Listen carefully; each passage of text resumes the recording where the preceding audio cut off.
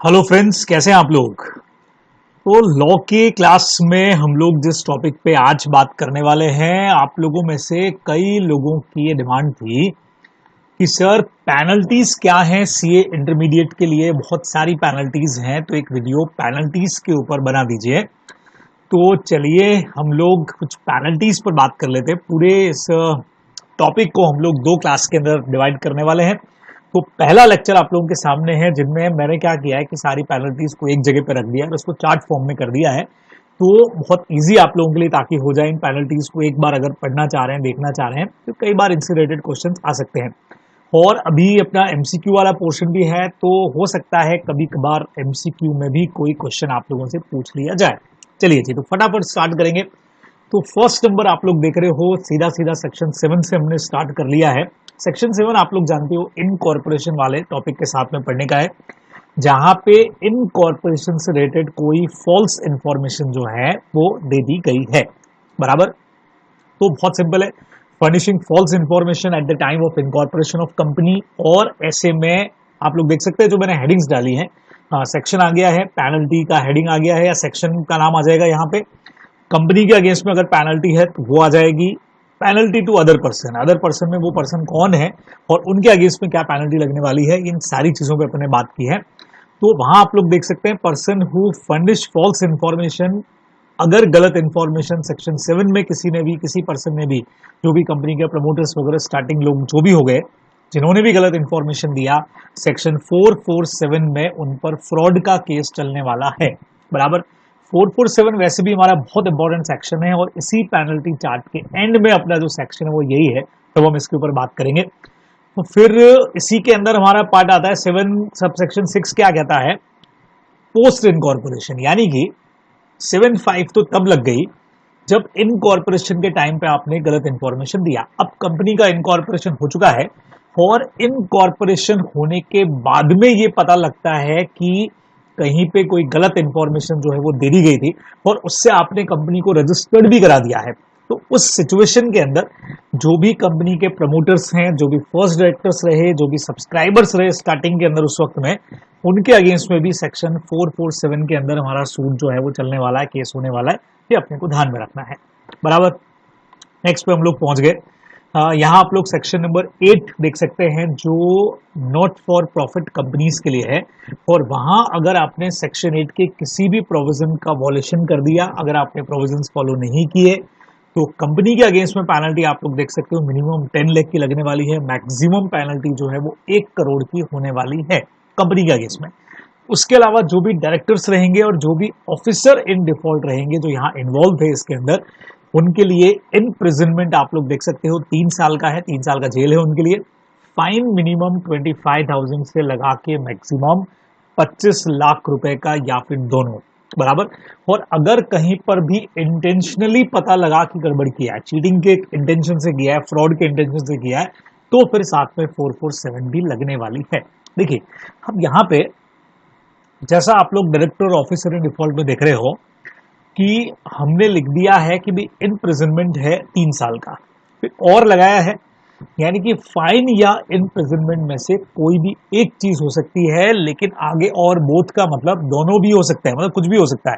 हो सकता है सिर्फ इम्प्रिजनमेंट हो सकता है सिर्फ फाइन लगाया जाए, हो सकता है दोनों ही चीजें इम्पोज कर दी जाए। ये अपने को ध्यान में रखना है। ठीक है जी। चलिए नेक्स्ट पॉइंट पे हम लोग पहुंच गए और हमारा नेक्स्ट पॉइंट आ गया सेक्शन नंबर 10 ए। सर्टिफिकेट हम इसमें कमेंसमेंट का सर्टिफिकेट रिसीव कर दे, उसके बाद ही बिजनेस चालू कर सकते हैं। यानी इनकॉर्पोरेशन का सर्टिफिकेट लिया और उसके बाद में कमेंसमेंट का सर्टिफिकेट भी लेना पड़ेगा। और अगर इस सेक्शन की रिक्वायरमेंट्स को फॉलो करने में किसी तरह का डिफॉल्ट किया गया, तो सबसे पहले नंबर पे आप लोग देख सकते हो 50,000 रुपीज का पेनल्टी कंपनी के अगेंस्ट में। बराबर। तो आप लोग ध्यान में रखेंगे कि ये जो पेनल्टी मैं यहाँ पे ले रहा हूं, ये सारी पेनल्टी किसके लिए है, ये कंपनी के लिए है। बराबर। उसके अलावा every officer who is in default, जो भी ऑफिसर यहाँ पे डिफॉल्ट के अंदर रहेगा, मिनिमम 1,000 रुपीज पर डे के हिसाब से, जब तक यहाँ पे ये मिस्टेक आपकी कंटिन्यू चलती जा रही है, 1,000 रुपए पर डे की पेनल्टी लगेगी। और ये मैक्स से मैक्स जो है वो 1 लाख रुपए तक जा सकती है। तो अभी कंपनीज एक्ट में इस तरह की चीजें बहुत ज्यादा हैं कि जहां पे पर डे की पेनल्टी इंपोज की हुई है। लेकिन मैक्सिमम जगह पे कोई ना कोई मैक्सिमम लिमिट आपको दे के रखी है, जैसे यहाँ पे है 1 लाख। अच्छा 1 लाख पर डे नहीं, ठीक, 1000 रुपए पर डे के हिसाब से 2 दिन के 2000 हो गए, 6000 हो गए 6 दिन के, इस तरह से चलता जाएगा। और उसका जो मैक्सिमम अमाउंट है वो 1 लाख रुपए से ऊपर का नहीं होगा, ये अपने को ध्यान में रखना है, बराबर। नेक्स्ट हम लोग पहुंच गए अगले पॉइंट में, जो हमारा 12 नंबर सेक्शन है। 12 नंबर कंपनी के रजिस्टर्ड ऑफिस से रिलेटेड बहुत सारी रिक्वायरमेंट्स को बताता है, बराबर, कि किस तरीके से आपको रजिस्टर्ड ऑफिस के प्रोविजंस रखने हैं, किस तरीके से कंपनी का नाम वहां पे शो करना है, क्या क्या चीजें होनी चाहिए, वो सब आपको सेक्शन नंबर 12 में दी है। कितने टाइम में आपका रजिस्टर्ड ऑफिस हो जाना चाहिए, कैसे आपको आरओसी को इन्फॉर्मेशन देना है, सब कुछ। और अगर इस सेक्शन के प्रोविजंस को फॉलो नहीं किया तो मिनिमम 1000 रुपीज का पेनल्टी है कंपनी के अगेंस्ट में। अगेन वही पर डे का, जब तक ये गलती चालू रहेगी, बराबर। लेकिन मैक्स ये हो सकता है 1 लाख का, 1 लाख। जो भी ऑफिसर इन डिफॉल्ट यहाँ पे रहेगा, सेम पेनल्टी है, मिनिमम 1000 है पर डे का, और मैक्स लग सकता है 1 लाख का। तो ध्यान रखिएगा कि यहाँ पे कंपनी के अगेंस्ट में भी पेनल्टी है, as well as officer in default के अगेंस्ट में भी है, यानी कंपनी के पीछे जो लोग हैं उनके अगेंस्ट में भी है जिन्होंने ये गलती की है। तो एक तरह से ये सेपरेट लीगल एंटिटी के पॉइंट्स आपके हुए सारे के सारे, कि जहां कंपनी का भले ही अपने मेंबर से, अपने ऑफिसर से सेपरेट एंटिटी है, लेकिन गलती के लिए कंपनी भी लायबल हो रही है, और साथ में ये ऑफिसर्स जो लोग हैं वो भी हमारे रेस्पॉन्सिबल होने जा रहे हैं, ठीक है। नेक्स्ट पे अपन लोग पहुंच गए, सेक्शन नंबर 16 आप लोग वहां पे देख रहे हो, 16 नंबर है। सर ये क्या है? कंपनी का नाम जब किसी पहले से बनी हुई कंपनी के नाम से सिमिलर है, या जहां आरडी को, रीजनल डायरेक्टर को लगता है कि आपका नाम अनडिजायरेबल तरीके से हो गया है, इसमें सीजीबी ले सकते हैं आप, तो वो आपको नाम चेंज करने का ऑर्डर करेंगे कि भाई आपने नाम को चेंज करिए। और वहां अगर डिफॉल्ट कर दिया गया, नाम चेंज नहीं किया गया, देरी कर दी गई उसमें, तो पर्टिकुलर टाइम पीरियड जिसमें आपको नाम चेंज कर लेना चाहिए था, 1000 रुपए per day during which default continues, उसके बाद से 1000 रुपए पर डे की पेनल्टी जो है वो इम्पोज होने वाली है, ये अपने को ध्यान में रखना है। और ये तो कंपनी के अगेंस्ट में हो गई। जो ऑफिसर इन डिफॉल्ट यहां पे रहेगा, मिनिमम 5000 से लगा के मैक्सिमम 1 लाख की पेनल्टी उसके अगेंस्ट में भी लगने वाली है, जैसा आप यहाँ पे देख रहे हैं, बराबर। फिर हम लोग पहुंच गए सीधा सेक्शन नंबर 26 में, जो प्रोस्पेक्टस की बात करता है कि आपको यहाँ पे सेक्शन में दिया गया है कि प्रोस्पेक्टस इशू करने की क्या टर्म्स कंडीशन है, क्या रिपोर्ट साथ में लगानी है, किसका परमिशन लेना है, आरओसी को देना है, सब कुछ यहाँ पे है। और अगर ये सेक्शन फॉलो नहीं किया तो कंपनी के अगेंस्ट में मिनिमम 50,000 रुपीज का पेनल्टी है, मैक्सिमम 3 लाख का, यानी 50,000 से 3 लाख तक का पेनल्टी है। और जो भी इसके लिए रिस्पॉन्सिबल ऑफिसर्स रहेंगे, जिनको ये काम दिया गया था और जिन्होंने फॉलो नहीं किया, जेल यात्रा करनी पड़ेगी 3 साल की, अप टू 3 इयर्स। 3 साल तक जेल यात्रा है, जेल जाना पड़ सकता है, इम्प्रिजनमेंट है। फाइन मिनिमम 50,000 से लगा के मैक्स 3 लाख रुपीज तक का इनके अगेंस्ट में हो सकता है, ये अपने को ध्यान में रखना चाहिए। और बोथ का मतलब जहां पे भी जनरली इम्प्रिजनमेंट आ रहा है ना, जेल आ रही है ना, जेल और फाइन और बोथ वाली कंडीशन ज्यादातर जगह पे लग रही है, तो ये आप लोग ध्यान में रखेंगे, सिंपल सा पॉइंट है। 34, criminal liability for miss statement in prospectus में हम लोग यहाँ पे बात करते हैं। आप लोग सब जानते हो कि प्रोस्पेक्टस में अगर मिस स्टेटमेंट है तो सेक्शन 34, 35 हमारे लगते हैं, क्रिमिनल लाइबिलिटी भी लगती है और सिविल लाइबिलिटी भी है। क्रिमिनल लाइबिलिटी के अंदर हर वो इंसान जिसने प्रोस्पेक्टस के इशू को ऑथोराइज किया हो, अब वो जो भी हो, डायरेक्टर हो, प्रमोटर हो, जो कुछ भी हो। एक्सपर्ट की जहां तक बात है तो एक्सपर्ट इस लिस्ट में नहीं आएगा, आप लोग पढ़ भी चुके हैं ये पॉइंट, क्योंकि एक्सपर्ट ने सिर्फ अपना ओपिनियन वहां पे दिया है, प्रोस्पेक्टस के इशू को ऑथोराइज नहीं किया, तो एक तो वो नहीं आएगा। सेकंड, इस सेक्शन में सेबी, मान लीजिए आपने सेबी का परमिशन लिया या गवर्नमेंट अथॉरिटीज का परमिशन लिया, वो भी नहीं आएंगे, क्योंकि वो परमिशन का पॉइंट है। ऑथोराइज के अंदर जनरली इसमें डायरेक्टर, प्रमोटर्स वगैरह आने वाले हैं, तो इनके अगेंस्ट में 447 में केस चलने वाला है। सेक्शन 34 कहता है कि फ्रॉड की कैटेगरी में कवर होगा, बराबर। तो अब आप इसको वो मिस रिप्रेजेंटेशन मत बोल देना, इंडियन कॉन्ट्रैक्ट का ये मिस स्टेटमेंट इन प्रोस्पेक्टस है, तो वहां पे भी आपने अपने फाउंडेशन के अंदर इंडियन कॉन्ट्रैक्ट में फ्रॉड के टॉपिक के अंदर ही पढ़ा हुआ है कि प्रोस्पेक्टस में कुछ भी गलत लिख दिया गया, 447 में पेनल्टी है। इसके अलावा यहाँ पे सिविल लाइबिलिटी का सेक्शन भी लगेगा। सर इसमें क्या होगा? सिविल लाइबिलिटी लग रही है तो कंपनी यहाँ पे डैमेजेस पे करेगी जो भी शेयर होल्डर्स रह गए, बराबर, जिनको लॉस हुआ जिनको नुकसान हुआ, डैमेज हुआ, ये जो आपने मिस स्टेटमेंट किया प्रोस्पेक्टस में, इस वजह से उन्होंने केस किया क्योंकि इस वजह से उनको लॉसेस हुए हैं, तो कंपनी तो लायबल है ही है। कंपनी के साथ साथ में डायरेक्टर, प्रमोटर, यहाँ पे एक्सपर्ट भी आ जाएगा। कि यहाँ पे हमने ये नहीं बोला है कि एवरी पर्सन हु ऑथराइजेस, ये नहीं लिखा है, यहाँ डायरेक्ट बोल दिया गया कि डायरेक्टर, प्रमोटर, एक्सपर्ट और अदर पर्सन भी जिन्होंने ऑथराइज किया हो, वो कॉम्पनसेशन देने के लिए, जो भी शेयर होल्डर्स रह गए, जो भी एप्लीकेंट्स रह गए, उनके लिए आप रिस्पॉन्सिबल रहोगे। तो कंपनी भी लायबल फॉर डैमेजेस है, ये भी लायबल फॉर डैमेजेस है। तो ये सीधा सीधा उन लोगों को कंपनसेट करोगे आप लोग, शेयर होल्डर वगैरह को, अपने को ध्यान में रखना है। ठीक है, इसी में 36 हमारा एक फ्रॉडुलेंट इंड्यूसमेंट का पॉइंट भी आता है। इन दिनों में मेरे ख्याल से अभी ये वाला पॉइंट शायद कोर्स में नहीं हो, आई थिंक एक बार चेक करिएगा, मैंने लिस्ट भी डाल रखी है पहले से, आपको एक बार चेक कर लेना। तो फ्रॉडुलेंट इंड्यूसमेंट का मतलब कंपनी को इंड्यूस करके शेयर्स वगैरह आपने लिए इसके अंदर, तो जो भी ऐसा करने वाला बंदा होगा जिसने चीटिंग किया, कंपनी को चीट करके शेयर्स वगैरह कुछ लेने की बात करी, तो ऐसा इंड्यूस करने वाला जो पर्सन है, या किसी को डील करने के लिए उसने इनसाइडर ट्रेडिंग के हिसाब से किसी को प्रमोट किया कि आप कंपनी के शेयर्स को परचेज कर लीजिए, है ना, या अंडरराइटिंग कर लीजिए, ऐसा कुछ भी हो सकता है, तो वो रिस्पॉन्सिबल पर्सन यहाँ पे 447 में रिस्पॉन्सिबल रहेगा। याद रखिए, पूरे कंपनीज एक्ट में जहां पे फ्रॉड दिख रहा है वहां पे तो 447 अपना लग ही रहा है, ये अपने को ध्यान में रखना है। चलिए जी, नेक्स्ट पे आगे। इम्पर्सोनेशन। सर इम्पर्सोनेशन क्या हो गया? अब ये भी सेक्शन चेक करना अभी इस वक्त में आपके है कि नहीं है, क्योंकि कुछ कुछ सेक्शन अभी जो है वो कोर्स में से कुछ टाइम के लिए हटाए हुए हैं आप लोगों के इंटरमीडिएट के। तो इम्पर्सोनेशन के अंदर भी वो ये फ्रॉडुलेंट तरीके से एक पर्सन अपने आप को शेयर होल्डर ट्रीट करवा देता है। सेम पॉइंट आप आगे भी पढ़ने वाले हैं। तो यहाँ पे भी जिस पर्सन ने ऐसा किया, जो रिस्पॉन्सिबल पर्सन रहेगा, वो सेम बात हो गई, फ्रॉड किया, उसने चीटिंग किया है, तो 447 में वो रिस्पॉन्सिबल रहने वाला है, अपने को ध्यान में रखना है। अच्छा, यहीं पे हमारा एक सेक्शन आता है अलॉटमेंट ऑफ सिक्योरिटीज का। ठीक है, कि कंपनी क्या करेगी जब सारी रिक्वायरमेंट प्रोस्पेक्टस की पूरी हो गई, एप्लीकेशन हमारे पास में आ गए, तो उसके बाद में बट ऑब्वियस है कि अलॉटमेंट तो करना ही है अपने को। तो सेक्शन 39 में इससे रिलेटेड सारे प्रोविजंस आपको दिए, और अगर इनको फॉलो नहीं किया, या अलॉटमेंट का जो रिटर्न है वो भर के आपको आरओसी को सबमिट करना है, वो आपने नहीं किया, तो 1000 रुपीज पर डे के हिसाब से पेनल्टी जो है वो लगने वाली है। जो मैक्सिमम जाएगी वही अपनी 1 लाख, जैसे ऊपर आपने पढ़ा था वैसे ही। और ऑफिसर इन डिफॉल्ट जो है उस पर भी 1000 रुपए पर डे के हिसाब से मैक्सिमम जो है वो 1 लाख रुपीज तक की पेनल्टी यहाँ पे लगने वाली है। सेम कंसेप्ट है दोनों के लिए, अपने को ध्यान में रखना है। ठीक है, इसी का पार्ट आता है सेक्शन नंबर 40 कहता है कि भाई आपको स्टॉक एक्सचेंज से परमिशन लेना था शेयर्स इशू करने के लिए, पब्लिक इशू आपका जा रहा है, तो स्टॉक एक्सचेंज से परमिशन तो लीजिए। तो सेक्शन 40 में उससे रिलेटेड सारे प्रोविजन है, वो अगर फॉलो नहीं हुए तो कंपनी के अगेंस्ट में मिनिमम 5 लाख से मैक्सिमम 50 लाख तक का पेनल्टी आप लोग देख पा रहे हो। और अगर यही ऑफिसर इन डिफॉल्ट है, उनको भी साथ में पनिशमेंट मिलेगा। तो हमेशा की तरह जेल यात्रा है 1 साल तक की, और मिनिमम 50,000 से लगा के मैक्सिमम 3 लाख तक उनके लिए, या फिर बोथ हो सकता है, ये आप लोग को ध्यान में रखना चाहिए। बराबर, ठीक है।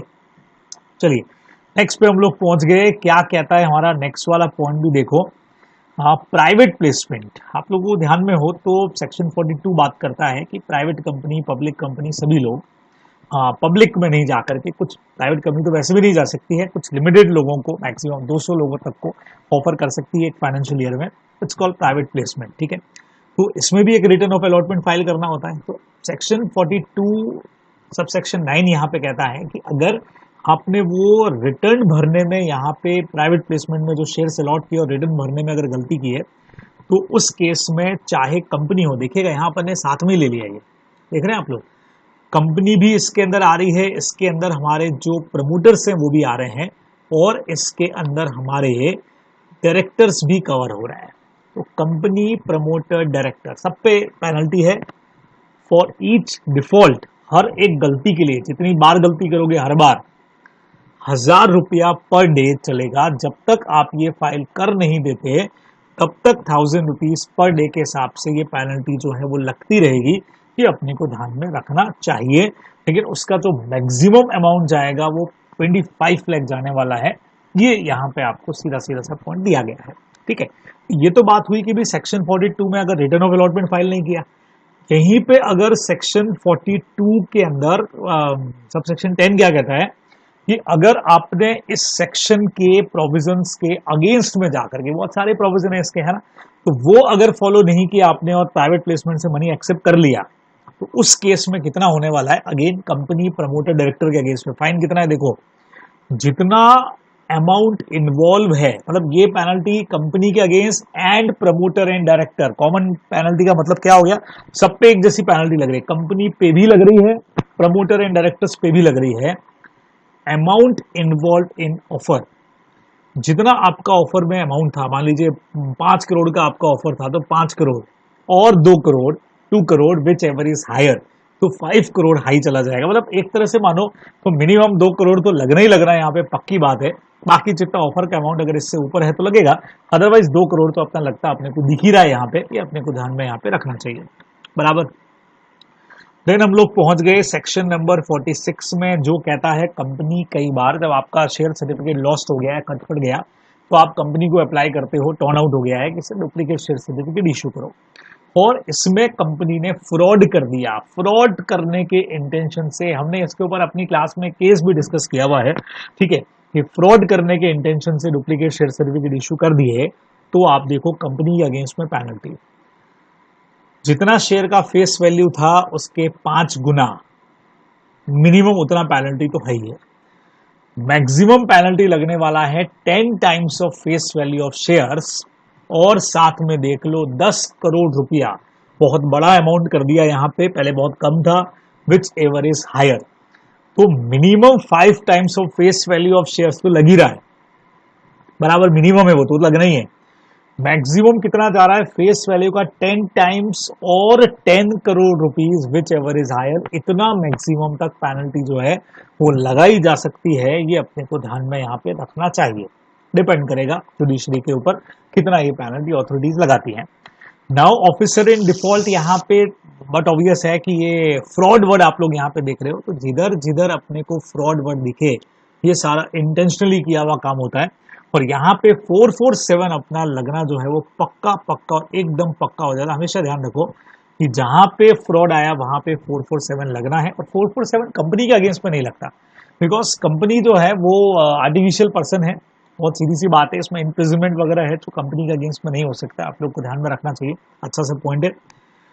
नेक्स्ट पॉइंट सेक्शन 48 कहता है कि अगर आपका सेक्शन है variation in rights of share holder, कि जब आप किसी पर्टिकुलर क्लास ऑफ शेयर्स के राइट्स, शेयर होल्डर के राइट्स में चेंज कर रहे हो, तो क्या कुछ परमिशन लेनी है, उसका इफेक्ट अगर दूसरों पे आ रहा है तो उनकी क्या परमिशन लेनी है, उससे रिलेटेड सब कुछ ये सेक्शन कहता है। तो इसमें अगर इसके प्रोविजंस फॉलो नहीं किए गए तो कंपनी के अगेंस्ट में मिनिमम 25,000, मैक्स 5 लाख, आप लोग देख रहे हो। जो भी ऑफिसर इन डिफॉल्ट यहाँ पे रहेगा, जिसने भी ये गलती किया, इस सेक्शन के प्रोविजंस को फॉलो नहीं करने की गलती की, मिनिमम उनके अगेंस्ट में आप लोग देख सकते हो 6 महीने तक का जेल तो है ही है, ठीक है, उसके अलावा मतलब 6 महीने तक के जेल के अलावा फाइन हो सकता है मिनिमम 25,000 से लगा के मैक्सिमम 5 लाख तक का, या फिर हमेशा की तरह दोनों ही चीजें यहाँ पे पॉसिबल है, अपने को ध्यान में रखना है। चलिए जी, 53 फेवरेट सेक्शन होता है, डिस्काउंट का सेक्शन है। अगर आपने shares now time sweat equity के अलावा कोई भी शेयर डिस्काउंट पर इशू नहीं होंगे, और अगर कर दिए गए तो सर, तो कंपनी भी लायबल रहेगी, उसके अलावा every officer who is in default यहाँ पे जो है वो भी रिस्पॉन्सिबल रहेगा। कितना, चेक करते हैं, amount equal to the amount raised through the issue at discount, discount पे जितना अमाउंट आपने रेस किया, जितना पैसा डिस्काउंट पे इशू करके मंगवाया, और 5 लाख रुपीज, 5 लाख रुपया आप लोग यहाँ पे देख रहे हो, इनमें से विच एवर इज लेस, जो भी कम है उतना पेनल्टी यहाँ पे लग जाएगा, जो भी कंपनी के अगेंस्ट में भी सेम पेनल्टी है, और every officer who is in default के अगेंस्ट में भी सेम पेनल्टी अपने को ध्यान में रखना चाहिए। चलिए जी, नेक्स्ट पे आ जाते हैं। नेक्स्ट पॉइंट अपना कहता है failure to comply provisions of this section, transfer and transmission of share. आप लोग जानते हैं 56 वाला सेक्शन जो है वो शेयर्स के ट्रांसफर और ट्रांसमिशन की बात करता है। अब ट्रांसफर ट्रांसमिशन के अंदर भी अगर जो प्रोविजंस यहाँ बने हुए हैं, पर्टिकुलर एक तरीका है ट्रांसफर का भी, और ट्रांसमिशन का मतलब कंपल्सरी ट्रांसफर ऑफ शेयर्स होता है उसका भी, तो मिनिमम 25 लाख से लगा के मैक्सिमम 25 लाख रुपया, सॉरी 5 लाख तक का पेनल्टी कंपनी के अगेंस्ट में, और जो ऑफिसर इन डिफॉल्ट है मिनिमम 10,000 से लगा के मैक्स 1 लाख का पेनल्टी यहाँ पे ऑफिसर इन डिफॉल्ट के अगेंस्ट में लग सकता है, अपने को ध्यान में यहाँ पे रखना चाहिए। देन उसके बाद में सेक्शन नंबर हमारा जो है 57। तो सेक्शन 57 क्या कहना चाहता है? पर्सोनेशन। सर ये क्या है? पहले भी तो आया था। यहाँ पे एक पर्सन अपने आप को शेयर्स का ओनर बता करके, अपने आप को शेयर्स का मालिक बता करके फ्रॉडुलेंटली, मतलब चीटिंग करने का पर्पज है हालांकि यहाँ पे भी, लेकिन फ्रॉड वाला सेक्शन नहीं लग रहा है। तो ये पर्सन अपने आप को शेयर्स का ओनर बता करके कंपनी से शेयर से जुड़े हुए बेनिफिट लेने की कोशिश करता है, चाहे तो डिविडेंड समझ लीजिए या दूसरे राइट शेयर्स, बोनस शेयर ये लेने का ट्राई करता है। तो ऐसा जो भी पर्सन यहाँ पे रहेगा, इस तरह का जो भी बंदा यहाँ पे रहेगा, उसके लिए इम्प्रिजनमेंट है 1 से 3 साल तक का, मिनिमम 1 से 3 इयर्स तक का। और सबसे बढ़िया चीज देखो, इस बार और नहीं लगा करके एंड लगाया गया है। आपका इंटरप्रिटेशन यहाँ काम आना चाहिए। और अब तक और पढ़ते आए हो कि या तो जेल होगी या फाइन हो गया, दोनों होगा। इस बार कंपलसरी कर दिया, इम्प्रिजनमेंट भी है, साथ में फाइन भी है। और इसीलिए और बोथ वाली चीज आप यहाँ पे नहीं देख रहे हो कि और बोथ अब क्या लगा रहा है। तो पक्का ही है कि दोनों चीजें होनी है, बस अब मिनिमम होती है मैक्सिमम होती है वो देखा जाएगा। इसीलिए जब भी एंड आ गया वहां पे और बोथ लगाने की हमको जरूरत नहीं होती कि दोनों बोथ ही है, दोनों ही एक साथ में लगने वाली है। चलिए जी, 58 पे आप लोग जानते हैं कि कई बार कंपनी जो है वो शेयर्स का ट्रांसफर करने से, जब एक पर्सन दूसरे को शेयर ट्रांसफर कर रहा है तो कंपनी ऐसा ट्रांसफर करने से मना कर देती है। तो ट्रांसफरी के पास में राइट है कि वो ट्रिब्यूनल को अपील कर सकता है। तो ऐसे में ट्रिब्यूनल दोनों पार्टीज को सुनने के बाद में जो भी डिसीजन मेकिंग है वो करेगा, वेदर ऑर्डर करेगा, कंपनी का फेवर करे चाहे ट्रांसफरी का करे, जो भी है। तो यहाँ जिस पर्सन ने भी डिसओबे किया ऑर्डर का, यानी उसने ट्रिब्यूनल के एनसीएलटी के ऑर्डर को नहीं माना, तो इम्प्रिजनमेंट आप लोग देख सकते हो 1 से 3 साल तक का है, जेल है, और फाइन सेम वैसे ही जैसे ऊपर आपने 57 में देखा है, एंड लगाया गया है। फाइन मिनिमम 1 लाख से लगा के मैक्सिमम 5 लाख तक का यहाँ पे इम्पोज किया गया है। ये अपने को ध्यान में रखना चाहिए। और इन दोनों ही सेक्शन में आप देखो 57 में और इसमें, कंपनी कहीं पर भी रिस्पॉन्सिबल नहीं है। कंपनी नेक्स्ट वाले में आ रही है 59 वाले सेक्शन में। अगेन हमारा एक बढ़िया सेक्शन है जो rectification of register of member, बराबर 2 तरीके से काम करता है।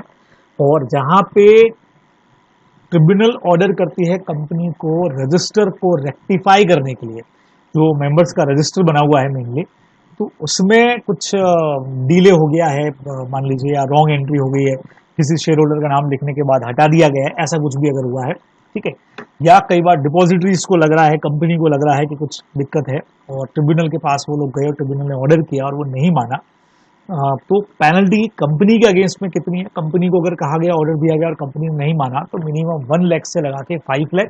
और जो भी ऑफिसर इन डिफॉल्ट यहाँ पे रहेंगे, आप देखिए, आप फिर से और वाली चीज आ गई, 1 साल तक का जेल हो सकता है, मिनिमम 1 लाख से लगा के मैक्सिमम 3 लाख तक का पेनल्टी हो सकता है। ये अपने को ध्यान में यहाँ पे रखना चाहिए। चलिए जी, नेक्स्ट पे आ गए। नेक्स्ट पॉइंट हमारा कहता है publication of authorise and subscribe, section 60। हाँ, सेक्शन 60 भी देखिएगा, एक बार चेक करिएगा कि है कि नहीं। इस वक्त आप लोगों को उसमें मैंने वीडियो बना के डाला हुआ है, इस वक्त मुझे एक बार वापस देखना पड़ेगा, तो आप लोग देखिएगा, चेक करिएगा। तो अगर ये पब्लिकेशन वाला काम था कि कंपनी कोई भी अपना डॉक्यूमेंट जब पब्लिश करेगी तो उसमें ऑथोराइज, सब्सक्राइब और पेड अप कैपिटल का डिटेल भी देना पड़ेगा। नहीं दिया तो कंपनी का अगेंस्ट में सीधा 10,000, ऑफिसर एंड डिफॉल्ट के अगेंस्ट में सीधा 5,000 का पेनल्टी ठोक दिया, अपने को ध्यान में रखना है। नेक्स्ट मैंने 66 लिया है। यहाँ पे आपको मैं एक चीज और बता दूं कि सेक्शन नंबर 64 भी यहाँ पे काम कर जाता है, बराबर। 64 का पेनल्टी मैंने इसमें नहीं लिया है। हाँ, 64 ये है कि notice to be given to registrar for alteration of share capital. जब आप शेयर कैपिटल को ऑल्टर करते हो, बराबर, चाहे वो 61 के अंदर आप शेयर कैपिटल को ऑल्टर करने की कोशिश कर रहे हैं या 62 के अंदर वो गवर्नमेंट ऑर्डर से हम लोग जब राइट शेयर्स के अंदर बात करते हैं, ठीक है, किसी तरीके से हम लोग कैपिटल के अंदर अपनी चेंजेस करते हैं या हम लोग प्रेफरेंस शेयर का रिडेम्पशन करते हैं, तो हम लोग इसका इंफॉर्मेशन जो है वो आरओसी को देते हैं। और अगर आपने इंफॉर्मेशन नहीं दिया तो कंपनी और जो भी ऑफिसर इन डिफॉल्ट होगा, 1,000 रुपए पर डे, जब तक आपकी गलती चालू रहेगी, क्योंकि आपने इन्फॉर्मेशन नहीं दिया है उनको, 30 डेज में आपको इन्फॉर्मेशन देना होता है, नहीं दिया तो 1,000 रुपए पर डे के हिसाब से वो चलेगी, ठीक है। और 5 लाख रुपीज तक ये जाएगा, दोनों में से जो भी कम हो, 1,000 रुपया पर डे और मैक्स से मैक्स 5 लाख रुपया हो सकता है, विच एवर इज लेस। तो ये 64 की पेनल्टी भी आपको कही गई है। नाउ 66 वाला सेक्शन क्या कहता है? Failure to publish order of tribunal in relation to reduction in share capital. हाँ, आप लोग जानते हो कि कंपनी ने जब कैपिटल रिडक्शन का प्रोसेस फॉलो कर लिया तो ट्रिब्यूनल ऑर्डर देता है कि आप इसको पब्लिश करिए, बराबर। और अगर ये पब्लिश वाला ऑर्डर जो है, पब्लिक नोटिस आपको देना पड़ेगा इसका, और ये नहीं किया गया तो सिर्फ कंपनी के अगेंस्ट में है मिनिमम 5 लाख से लगा के मैक्सिमम 25 लाख। अब आप लोग जानते हो कि जब ये रिडक्शन का प्रोसीजर हो रहा होता है, जब आप ट्रिब्यूनल की परमिशन लेते हो तो ट्रिब्यूनल को आप क्रेडिटर का पूरा लिस्ट बना करके सेंड करते हो, ठीक है।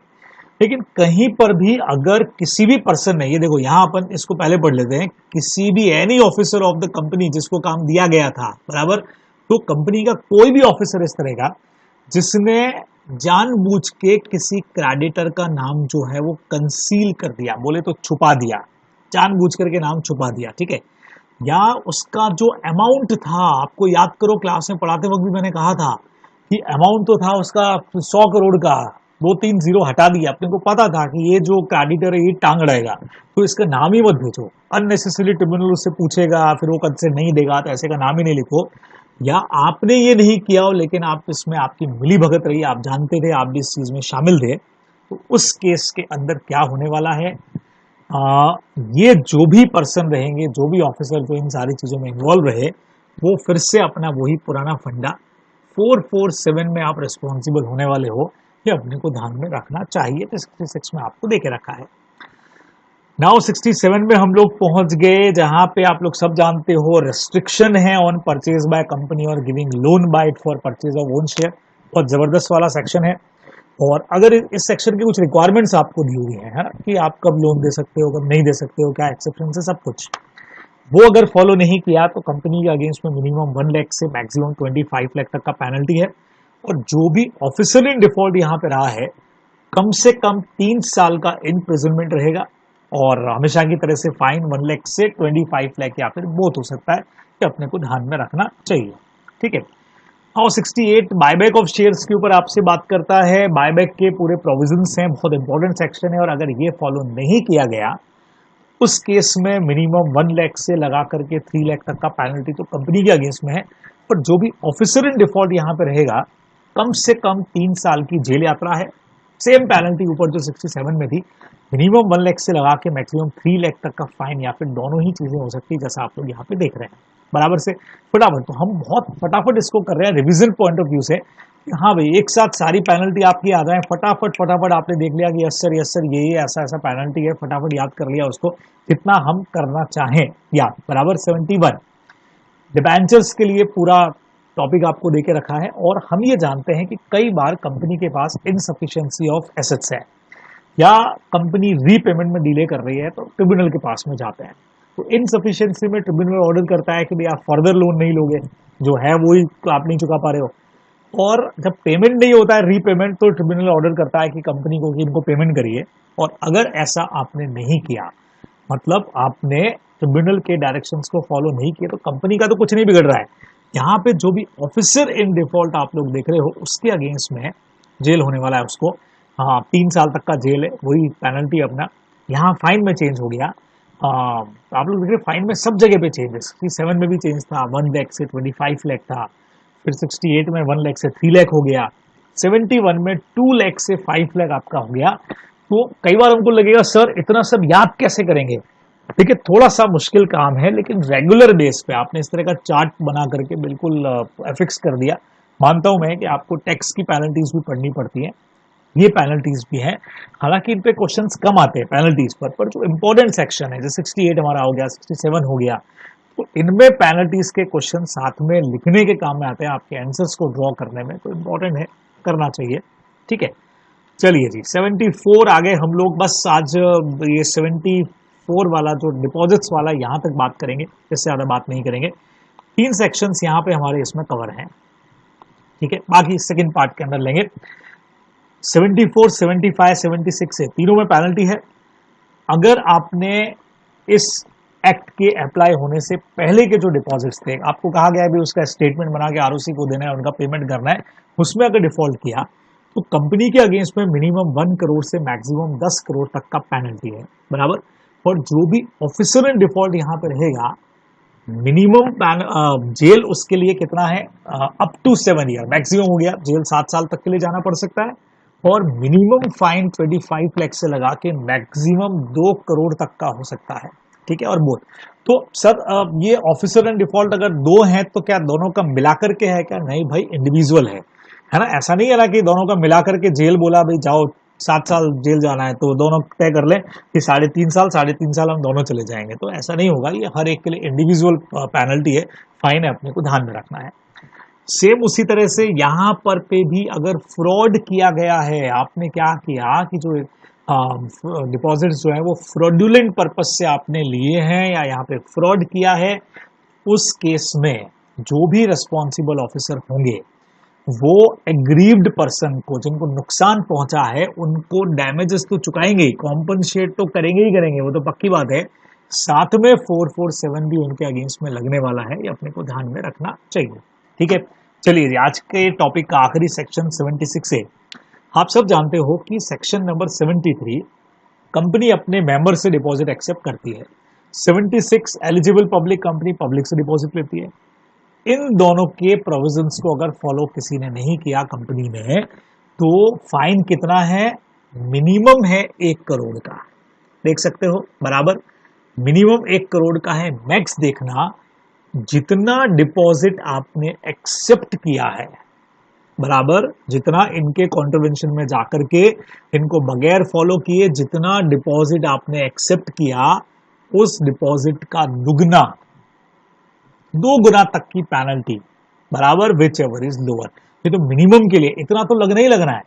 1 करोड़ या जितना डिपॉजिट आपने एक्सेप्ट किया बराबर, सपोज करो आपने 2 करोड़ के डिपॉजिट एक्सेप्ट किए थे, तो 2 करोड़ इंटू 2 तो 4 करोड़ या 1 करोड़, इनमें से मिनिमम 1 करोड़ हो गया। सपोज करिए आपने 20 लाख के डिपॉजिट ही एक्सेप्ट किए थे, तो 20 लाख इंटू 2 यानी कि 40 लाख और 1 crore, whichever is lower, 40 lakh इतना तो मिनिमम है, और मैक्स से मैक्स 10 करोड़ का पेनल्टी यहाँ पे लगने वाला है। तो twice of deposit accepted by company और 1 crore, whichever is less, इतना तो मिनिमम है, मैक्सिमम 10 करोड़ का है। जो भी ऑफिसर इन डिफॉल्ट है, सेम ऊपर वाली पेनल्टी यहाँ लग रही है, 7 साल का जेल हो सकता है, मिनिमम 25 लाख 25 लाख तक का पेनल्टी, 2 करोड़ रुपया यहाँ पे लग ही रहा है, साथ में लाइबल वो 447 में भी रहेगा, अपने को ध्यान में रखना चाहिए। तो ये चीज आप लोगों को ध्यान में रखना है कि ये सब पेनल्टी की 447 तब लगता है जब इंटेंशनली कोई चीज पता लगती है कि फ्रॉड किया है, तो 447 यहाँ पे लगेगी, ये अपने को ध्यान में रखना चाहिए बराबर। ठीक है, तो ये हमारे सारे यहाँ तक के कुछ सेक्शंस थे जिनके ऊपर मैंने बात कर ली आप लोगों से बहुत फटाफट से, क्योंकि आप लोगों ने कहा था कि सर पेनल्टी के ऊपर एक वीडियो हो जाना चाहिए कि क्या क्या पेनल्टीज कहाँ कहाँ पे हैं। तो कुछ टॉपिक डिपॉजिट्स तक के जो हैं वो आज हम लोगों ने कवर किए। नेक्स्ट क्लास में, नेक्स्ट हमारे लेक्चर में हम लोग रिमेनिंग जो पेनल्टीज ये इंटरमीडिएट के कंपनीज एक्ट में है उन पर बात करके इसको कंप्लीट कर लेंगे। तब तक बस पढ़ते रहिए, ख्याल रखिए अपना। Thanks a lot.